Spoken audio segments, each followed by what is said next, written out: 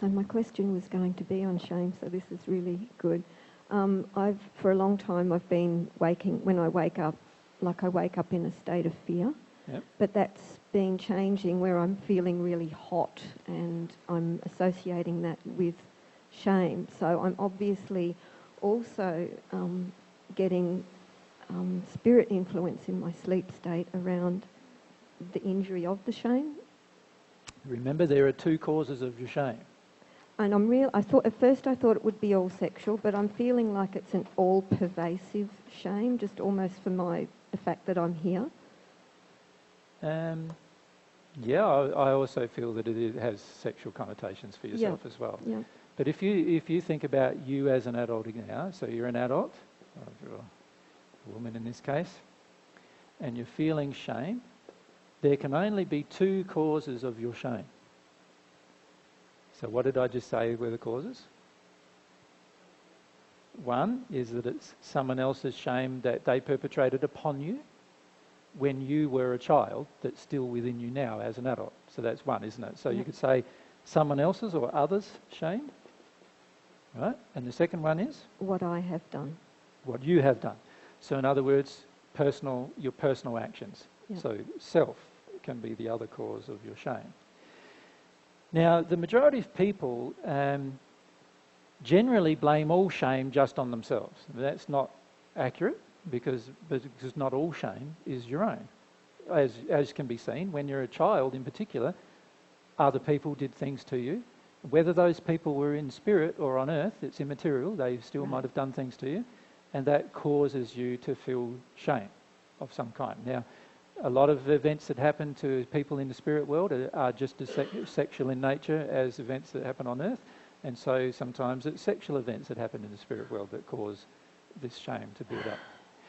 But there is this aspect of self that I must recommend the majority of you do not run away from.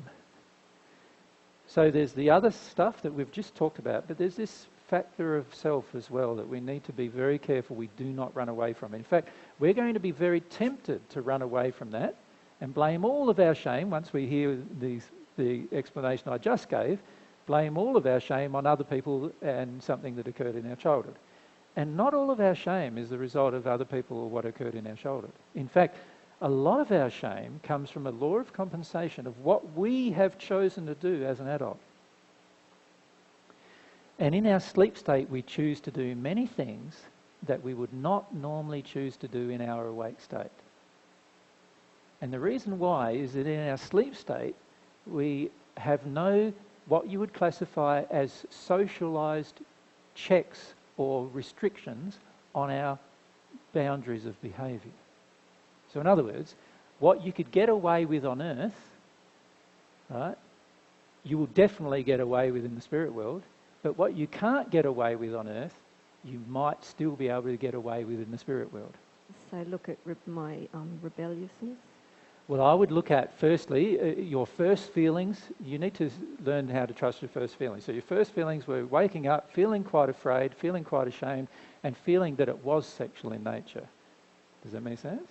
And yes, to be blunt with you, there are things that you are doing in your sleep state that are sexual in nature that in your awake state you would be ashamed of. Does that make sense? And you don't want to come face to face with that particular issue. Now, the reason why you choose to do some of those things are related to what others did to you when you were in your childhood, but there are choices you are making as an adult that cause you to wake up in your shame. Now, the average person who wakes up in shame or fear instantly chooses to get away from the shame and fear. And usually they do that by jumping out of bed, getting themselves busy, trying to make their day busy, having a cup of drink, whether it's a cup of tea or hot drink generally, because hot drink will make you feel less fear, and usually take some kind of addictive drink or food. In other words, high carbohydrate breakfast along with a cup of coffee or a cup of tea. This is a very common action to get away with the feelings. So in other words, to push the feelings back down again. Yeah? And there are many things that you are doing that I've personally observed in your sleep state right? So that are related to your own shame. And so I've got no memory of being sexually abused in my childhood. Are you saying that actually something did happen? No, I'm not saying that something did happen, but I'm saying that you were prepared for such Right. Yep. a feeling That makes sense. through other things that were projected at you as a child. Yeah. And there was a lot of this emotion projected at you that you are to blame. Mm. And this is why you have so much terror in you now, along with, as I've discussed with you at other times, the terror that comes from the multi-generational terror of having, grandparents that lived in war-torn areas. And parents. Yeah, and parents who lived in war-torn areas. Does that make sense? Yeah. Yeah, which makes you open to such things. But now you are choosing to act out many of these things in your sleep state that you wouldn't be comfortable doing in your awake state, because if you did it in your awake state, a lot of people would know that you're doing it. Does that make sense? But in your sleep state, everybody's doing it, so it doesn't matter. Does that make sense? And the reality is the majority of people, even in this auditorium, are doing many sexual things that they would be ashamed of if they remembered them in their awake state while they're asleep. Because there are far less social checks on your behaviour when you're asleep. Does that make sense? Yeah. Yeah. Scary thought for a lot of people. Yeah. Yeah. Maybe, Si, you're going to bring up... Yep. So because Si's had this personal experience. You don't have to go through it, mate, but maybe myself and Si had a discussion last night. Myself, Mary, Si and Selena had a discussion last night about things that Si is becoming aware of that he has been doing in his sleep state. Does that make sense? And there are sexual things in nature that he's now having to come to terms with.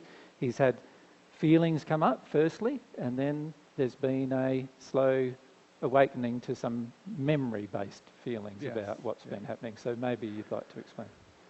Well, I guess my question was, Yep. And you pretty much described what I mean, when you become aware of things you're doing, the next night I didn't want to go to sleep. Yes, you're afraid to even because sleep. I don't want to do that. I don't want to be that. I don't want any part of it. I want it to be gone. And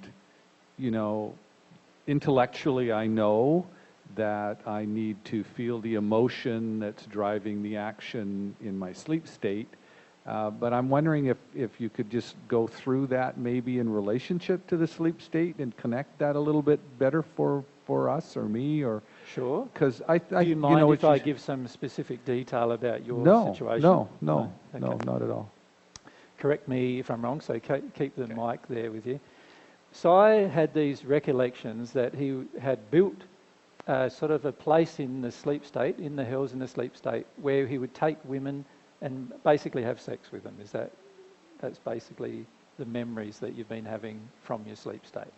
So and not all of them were his wife, Selena. So this is like the challenging thing for both of them in their relationship, the fact that not all of them are his wife.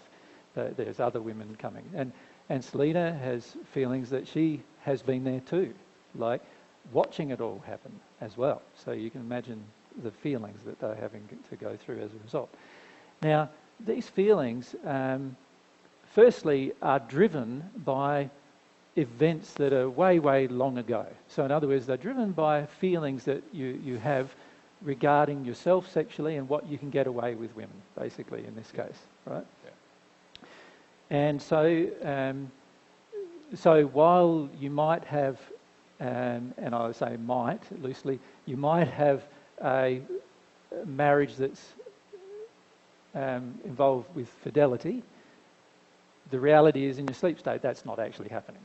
So in other words, there are actions that are being taken in your sleep state that are not in harmony with love of your partner, and certainly not in harmony with love of yourself or any of those things.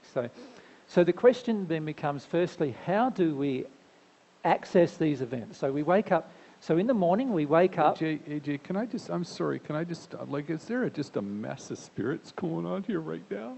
Of course, because many of the spirits have been involved in these activities all of their life on earth and then in the spirit world as well.